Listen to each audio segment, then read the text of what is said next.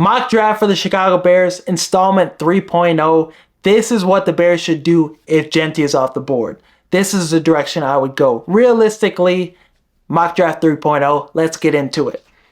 If Gentry is off the board and he's, going to the Raiders at pick 6, Tyler Warren, some other defensive prospects, Michael Williams, some other options are still there on the board, Martin Hampton, I would go Tyler Warren at pick 10. He's still the difference maker that Gentry could be for the Bears. Having a BPA selection where he's the best player at his position too makes a lot of sense. He's a generational type of player. Like, he's one of the best tight end prospects to come out of college. He can make the contested catches. He has the yak ability, tough to bring down, can do wildcat, can do somebody, like, if you don't want Caleb Williams to do the tush push, put Tyler Warren in there. He'll get the first down for you. He'll, take a direct snap, get a goal line touchdown. He'll throw a touchdown too. He'll catch screens. He could just be such a big playmaker for the Bears. You can put him as the wide receiver 3 option. You have Rome, DJ Moore, Tyler Warren out there, Cole Kmet as your tight end.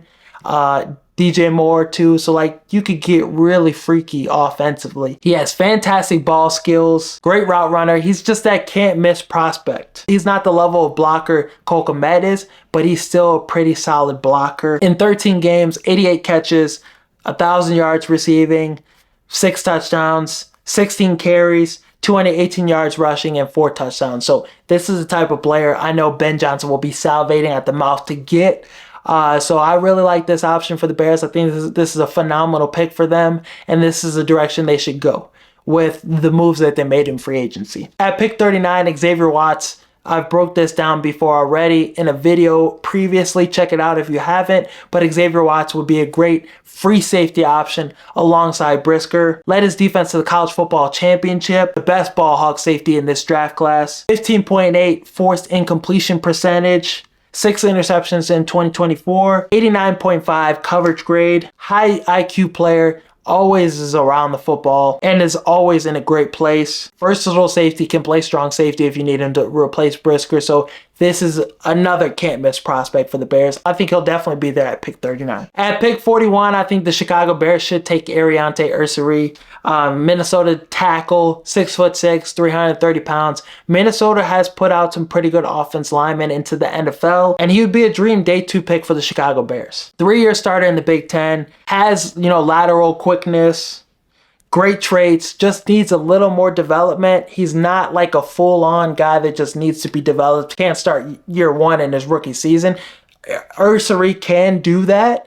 He just needs to, work on a little bit on technique, some things. He could be a phenomenal tackle for you. And this is the left tackle competition that the Bears need.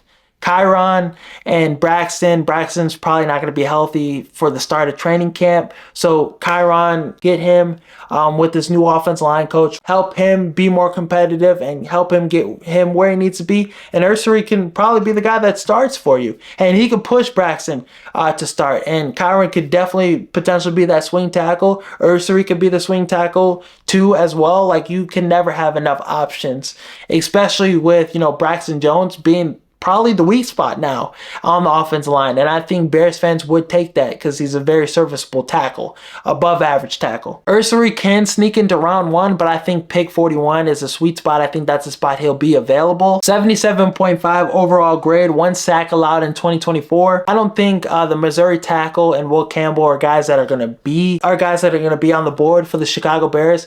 I think they, value Braxton, and I think they still like Kyron. So taking a tackle and offensive lineman day 2 and day 3 makes more sense for the Bears. So this will be a dream scenario for the Bears getting Ursary. Defensive tackle Alfred Collins from Texas. This is the selection I would take at pick 72.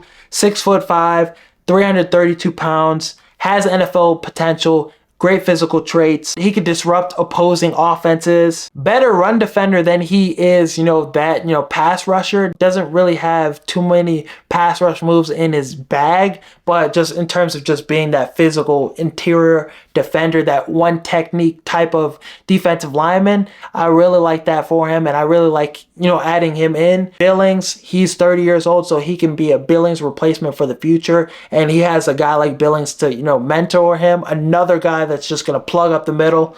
And Dexter and Grady Jarrett could be those 3 tech options for you that are just getting after the quarterback, that are just dominating on the other side of a guy that's plugging holes in a run stopper. Great leverage winner, has 35-inch arms, great patience as a 2-gap defender, had a great Senior Bowl performance, showcased his skills pretty well as a run stopper, and showed he still has a little bit of pass rush ability. 17 and a half tackles in 63 games. In 2024, last season, 7 pass breakups last season, so he showed he can get his paws up. Against Arkansas, that was probably his best game. 7 tackles, 2 for a loss, and a sack. He really dominated that performance, and he put together 2 really good performances in the college football playoff. 56 total tackles and 1 sack in 2024 for his total stats, but this guy, as a 6'5" defensive lineman, with Dexter being 6'6", gives you really good height in the interior. So I really like that aspect, and I think he would fit in very well in this defensive line. He would also help this Bears run defense improve immensely.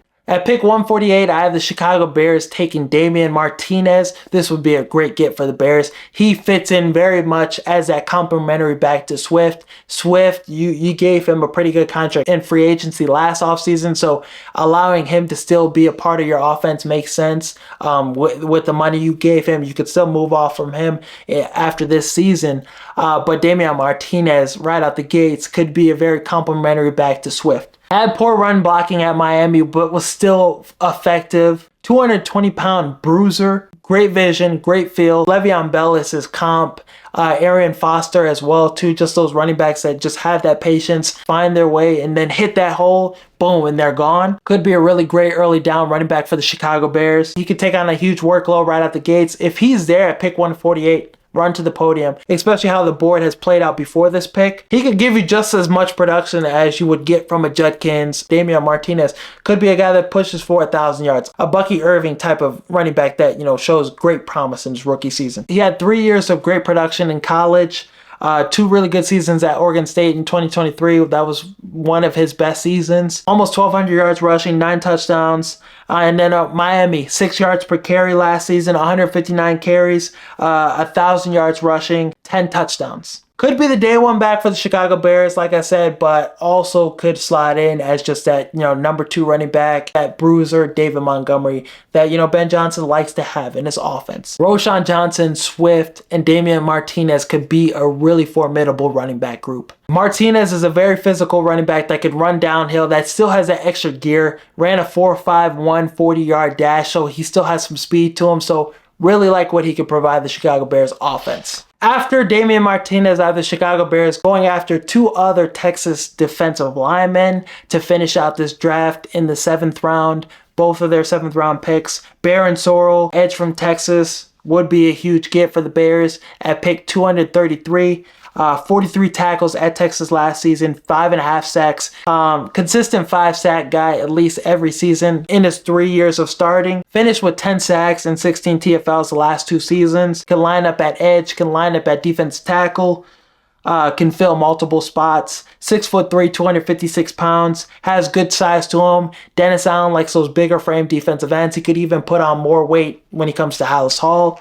Has a 9.3 RAS score. Moves well in space. Needs to work on being a better run defender, but that's some things that I think the Bears can help him with. Dennis Allen and the staff can help him with. In terms of getting after the quarterback, I really like what he provides with the Bears in that category. I like him in the mix with, Booker, Dio, and some of these other defenders, Montez Sweat.